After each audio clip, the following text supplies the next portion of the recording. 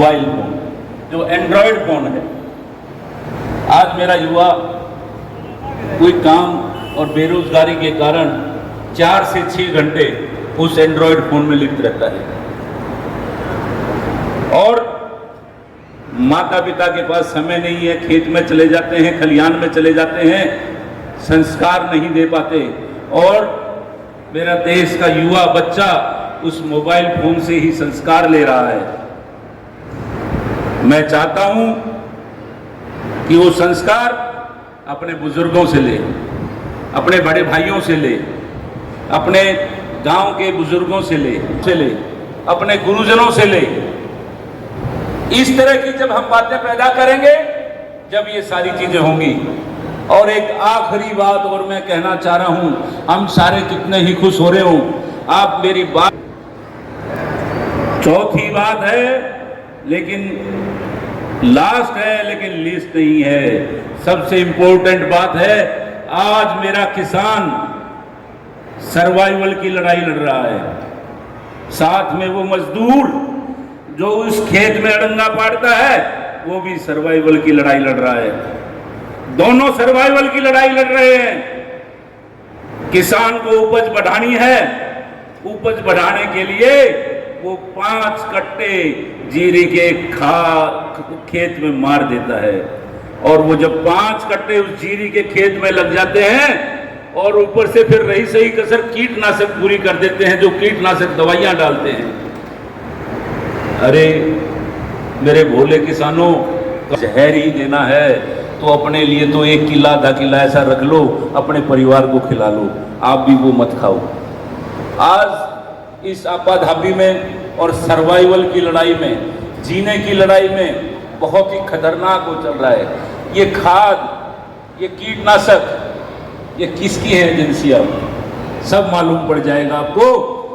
आज इस मंच के माध्यम से आपके संग भी कीटनाशक की दवाइयां हैं, या तो बड़े बड़े नेताओं की हैं, या उनसे सम्मिलित, उनसे संगठित होकर काम करने वाले बिजनेसमैनों की हैं।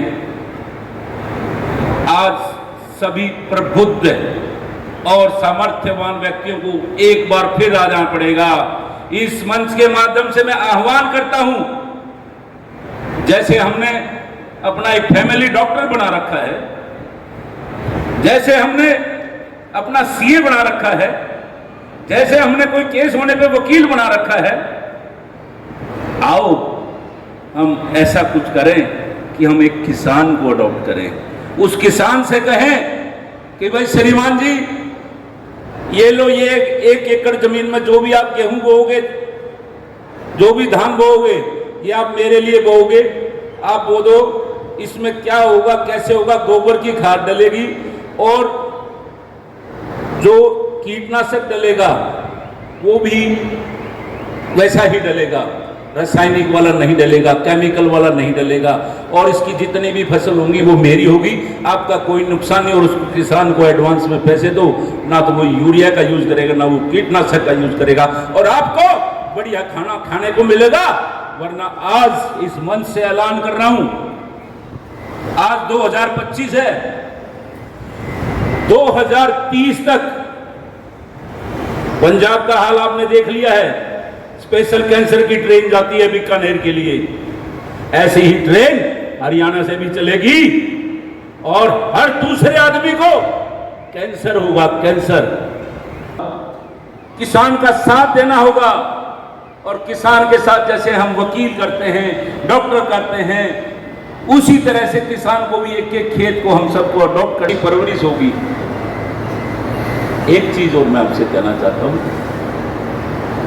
आप जब अपने बच्चों की ब्याह शादियां करते हैं, लड़कों की, लड़कियों की, 10 तक ऐसे तसल्ली करते हैं, तस्दीक करते हैं, लड़का कैसा है, खानदान कैसा है, लड़की कैसी है, खानदान कैसा है, कितने कैसी नौकरी लगे हुए हैं, पड़ोसी रिश्तेदारों से भी पूछते हो। जब भी देख लिया करो, उसके लिए पूछ लिया करो, भाई आप हमारे लिए कैसी पॉलिसी बनाओगे, आपके भविष्यों के लिए, आपके बच्चों के भविष्य के लिए वो पॉलिसियां बनाते हैं और आपसे बगैर पूछे, आपसे बगैर डिस्कस करे बनाते हैं। मेरा दिल में बहुत दर्द होता है जब मेरे किसान भाई एक मारुति वैन किराए पे लेके 4 आदमी गांव देहात के बिठा के और चंडीगढ़ तक जाते या मंत्री जी से बगैर मिले 2 दिन 3 दिन वहां होटल या किसी हॉस्टल में रुक के वापस आ जाते हैं।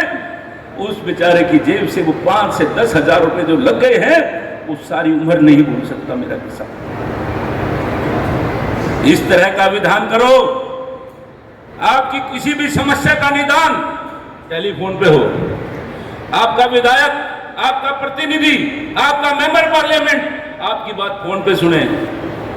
ये शर्त लगा दो भाई, फोन पे हमारी समस्याओं को सुनेगा, पहले सुन ले पहलवान, और उसको ट्राई भी करो, टेस्ट भी करो। 4 साल का टाइम है आज भी आपके पास। आज से जुट जाओ और मेरी ये बातें अपने गांव देहात और पूरे हरियाणा और पूरे भारत में फैला दो। वही आदमी अपना प्रतिनिधि चुनो जो आपके दुख दर्द में शामिल हो, जो आपकी समस्याओं का निदान करने की कोशिश करे। जब मैं आवली गांव में निमंत्रण दे रहा था तो आवली गांव के कुछ गांव के यार हैं, मैंने पूछा भाई क्यों नहीं है ड्रेन में पानी? उन्होंने बताया कि इस ड्रेन की सफाई हुई है। मैंने रात को ही प्रयास करके एक्सीएन साहब का नंबर लिया।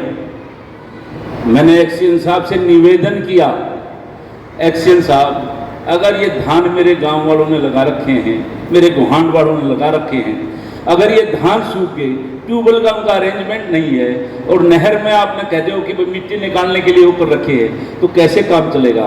आप कि सुबह तक मेरे गांव देहात के आदमियों को इस ड्रेन का पानी मिल जाना चाहिए। गांव के कुछ युवक अभी आए हुए थे, उन्होंने मुझे बताया कि जी वो ड्रेन चालू होगी और वो पानी आ गया उसमें, और हमारे धान के खेतों में बहुत सारा पानी आ गया और बहुत अच्छा हुआ। कितना हमारा रिलेशन है, मत जाओ। सिर्फ एक ही बात कहता हूँ, टेस्ट करो। अगर तो आप भी उसके फोन मत उठाओ, आप भी उनके पास मत जाओ। आपके पास एक बहुत बड़ा हिसाब किताब का खाना है, 4 साल का टाइम है। एक टाइम आएगा जब आपकी एक वोट से पार्लियामेंट बनेगा, उस दिन उस चोट का इस्तेमाल करना है। और वो 4 साल की जो पीड़ा आपने सही है, वो पीड़ा उसको 5 साल बाहर बिठा के देनी है। करोगे ऐसा? मैं उम्मीद करूं सबको ये मैसेज दोगे, टेस्ट करोगे आदमियों को, पार्टी के पीछे नहीं भागोगे, आदमियों के पीछे भागोगे।